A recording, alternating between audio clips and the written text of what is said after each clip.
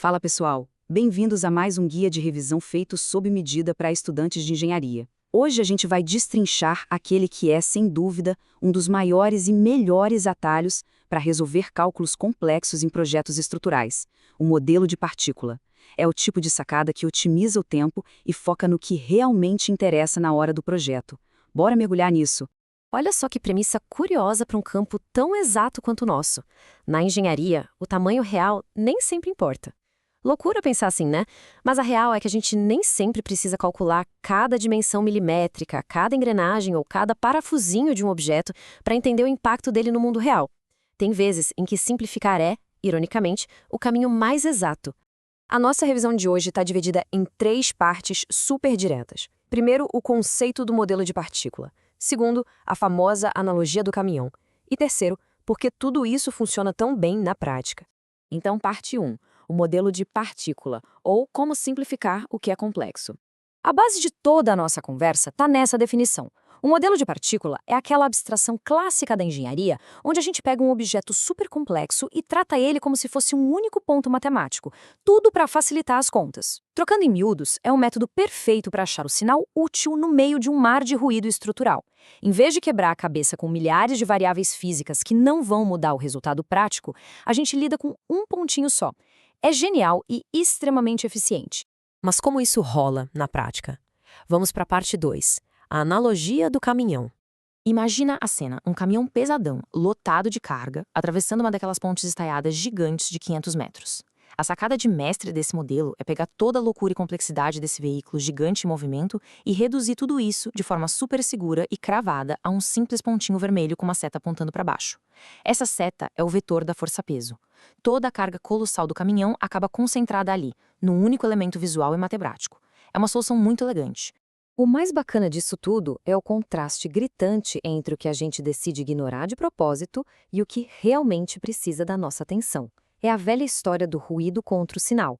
De um lado, a gente joga fora o ruído. A rotação do pneu, a vibraçãozinha do retrovisor, o arrasto aerodinâmico, a mecânica do motor, nada disso vai fazer a ponte de concreto cair.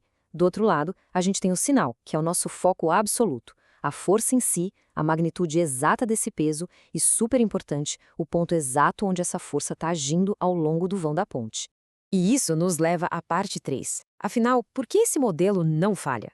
Quais são os 3 princípios físicos e matemáticos que seguram a bronca dessa abstração toda? Pensa bem por um segundo. Por que jogar no lixo um caminhão inteiro de detalhes ainda entrega uma engenharia perfeitamente segura? Como a gente consegue ignorar o vento batendo na cabine ou a rotação de 18 pneus enormes e ainda assim provar matematicamente que uma ponte de meia tonelada não vai ceder? A resposta para essa mágica está apoiada em 3 pilares fundamentais. A analogia do caminhão passa no teste de fogo da física mais rigorosa por causa da escala relativa, do centro de massa e do foco na carga estática e dinâmica. Vamos dar uma olhada rápida em como cada um atua. Começando pelo começo, o princípio 1 é escala relativa. É aqui que a gente entende que o contexto e a distância mudam completamente o jeito que a matemática enxerga o tamanho de alguma coisa. E os números não mentem, olha só. 500 metros de ponte de um lado, brigando com uns 10 metros de caminhão do outro. Como a distância que a carga vai percorrer é absurdamente maior que o próprio veículo, aqueles 10 metros passam a ser insignificantes na hora de calcular a posição exata ou o tempo de travessia. A escala da ponte simplesmente engole o tamanho do caminhão. É por isso que é totalmente válido tratar aquele brutamontes de aço como um cisco, um pontinho minúsculo se movendo no espaço. Aí a gente entra no princípio 2, que traz aquele termo clássico que todo estudante de exatas conhece de trás para frente, o centro de massa. Basicamente, é o ponto onde a gente considera que toda a massa e as forças de um objeto, tipo o peso, estão concentradas. É exatamente essa ferramenta teórica que pega aquele emaranhado de eixos, cabine e carga pesada do caminhão e magicamente espreme tudo naquele pontinho vermelho da nossa analogia.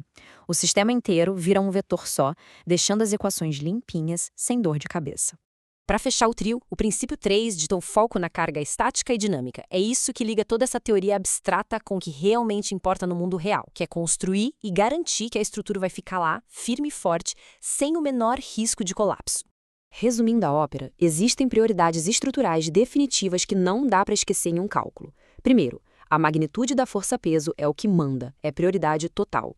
Segundo, o lugar exato onde essa força pontual está batendo ao longo do vão é o que dita a segurança da coisa toda.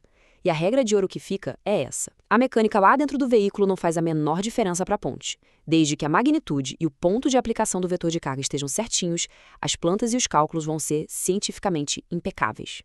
E para encerrar esse nosso guia de revisão com a cabeça fervilhando, fica aqui uma provocação para instigar o espírito investigativo. Olhando o mundo lá fora, quais outras estruturas gigantescas e absurdas ao nosso redor são calculadas usando como base nada mais do que um simples pontinho e uma seta imaginária? Quando a gente começa a enxergar arranha-céus, viadutos enormes e represas gigantes através dessa lente simplificadora do modelo de partícula, a forma como a gente entende o mundo construído muda completamente. É isso, pessoal. Até a próxima análise estrutural.